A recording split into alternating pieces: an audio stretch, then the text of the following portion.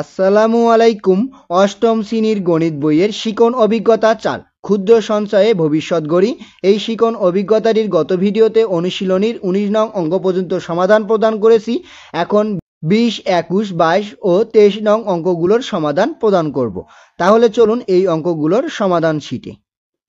20 নম্বর অঙ্কটিতে বলা হয়েছে একজন ফল বিক্রেতা 15,000 টাকা দিয়ে 120 শত লিচু ক্রয় করলেন। কতগুলো? দেখো 15,000 টাকা দিয়ে কতগুলো? 120 শত লিচু ক্রয় করছেন। যাতায়াতের সময় 600 লিচু নষ্ট হয়ে গেল। তাহলে 120 শত লিচু থেকে কত? 600 লিচু নষ্ট হয়ে গেল। বাকি প্রতি শত লিচু কত টাকা দরে বিক্রি করলে তার মোট 2,000 টাকা লাভ হবে। এখন কি করছে? বাকি যতগুলো থাকে দেখো 120 থেকে কি করব? 6 বাদ দিলে কত হয়? 11400 লিচু কিন্তু রয়েছে। এইগুলো কি করতে হবে? কত দামে বিক্রি করলে আমাদের এই যে 15,000 থেকে আরো 2,000 বেশি, মানে 2,000 টাকা লাভ হবে। এখন এখানে অঙ্কটির সমাধান যেভাবে করবা, এখানে 2,000 টাকা লাভে, তাহলে 2,000 টাকা লাভে বিক্রয় মূল্য লাভ প্লাস ক্রয় মূল্য। লাভ হচ্ছে কত? 2,000 আর ক্রয় মূল্য 15, তাহলে 15,000 টাকা। তাহলে লাভ হচ্ছে কত? মানে বিক্রয় মূল্য হচ্ছে 17,000 টাকা। তাহলে কত হাজার টাকা বিক্রি করতে হবে? 17,000 টাকা বিক্রি করতে কিন্তু হবে। তাহলে দেওয়া আছে ক্রয় মূল্য 15,000 টাকা, লাভ হচ্ছে 2,000 টাকা, ক্রয়কৃত লিচু 120 শত আর নষ্ট লিচু আছে 600। এখন এখানে দেখো নষ্ট হওয়ার পর অবশিষ্ট লিচু, তাহলে এটা কিন্তু আমাদের কতগুলো লিচুর ওপর? 114 শত লিচুর দাম হচ্ছে 17,000 টাকা কিন্তু বিক্রি করতে হবে। তাহলে এখানে দেখো 6 বিয়োগ করবো 114 শত, অতএব 114 শত লিচুর বিক্রয় মূল্য হচ্ছে কত? 17,000 টাকা। অতএব 100 লিচুর বিক্রয় মূল্য হচ্ছে 14 শত দিয়ে কি করবো? 114 শত দিয়ে 17,000কে ভাগ করব। ভাগ করলে হয় 149.12 টাকা। এটাই হচ্ছে এই অঙ্কের সমাধান। এরপরে আসি পরের অঙ্কটিতে।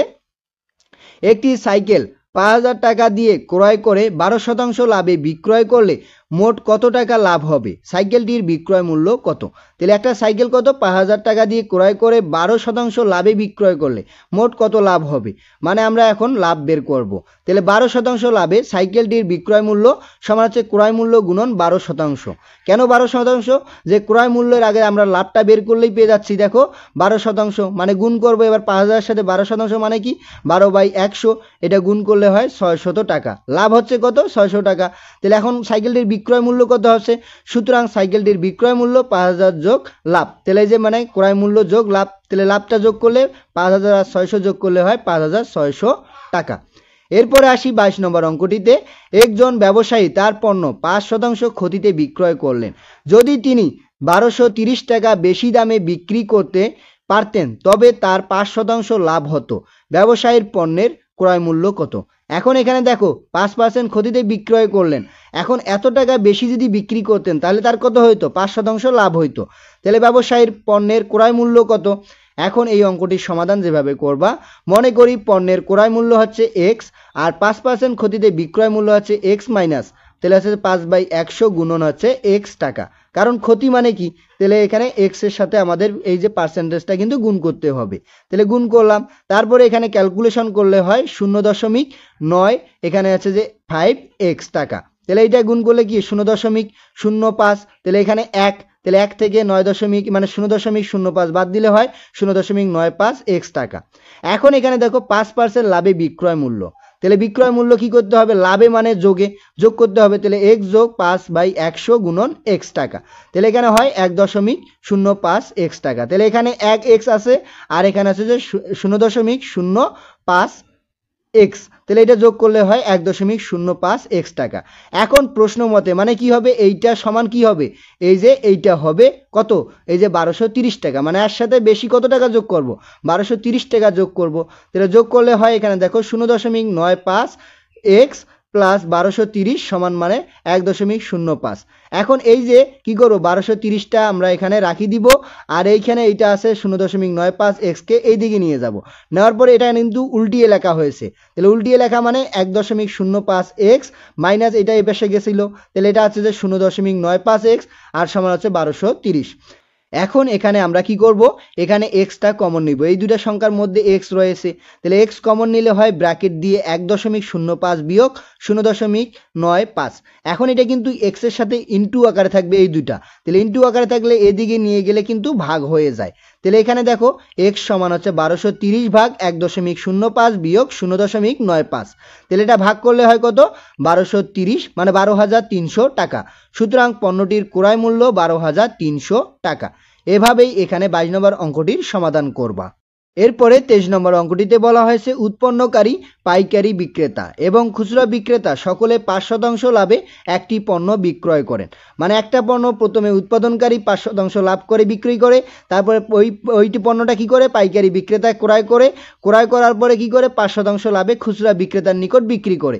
আবার খুচরা বিক্রেতা কি করে 5% লাভে পণ্যটা বিক্রি করে। তাহলে একজন খরিদ্দার পণ্যটি খুচরা বিক্রেতার কাছ থেকে 1050 টাকা দিয়ে ক্রয় করলে এর উৎপাদন খরচ কত? এখন দেখো আমি মানে একজন খরিদ্দার মানে একজন সাধারণ ক্রেতা যদি কি করে এই যে খুচরা বিক্রেতার নিকট পণ্য ক্রয় করে, তাহলে সে কত % লাভে বিক্রি করছে? কিন্তু খুচরা বিক্রেতা 5% লাভে, তাহলে আছে যে 1050 টাকা। এভাবে এখান থেকে আবার 5% বাদ দিব, আবার 5% বাদ দিব, তাহলে উৎপাদনকারী চলে আসবে। এখন উৎপাদন খরচটা আমরা কিভাবে বের করব? এখন এখানে দেখো মনে করি পণ্যটির উৎপাদন খরচ হচ্ছে x টাকা। তাহলে উৎপাদন খরচ x টাকা। তাহলে উৎপাদনকারী প্রতিষ্ঠান কয় % লাভে বিক্রি করে? তাহলে 5% লাভে উৎপাদনকারীর বিক্রয় মূল্য। তাহলে 5% লাভে উৎপাদনকারীর বিক্রয় মূল্য হচ্ছে যে x প্লাস x এর সাথে আবার কত 5% গুণ করলে কত হয়? এইখানে 5/100 ভাগ করলে হয় 0.05 আর এটা 0.05 x এর সাথে গুণ করলে এখানে 1, তাহলে 1 ইন্টু এখানে 1 পয়েন্ট, তাহলে 0.5 x টাকা। এরপরে আবার কি করে উৎপাদনকারী বিক্রেতা কি করে উৎপাদনকারী মানে বিক্রয় করে কার কাছে?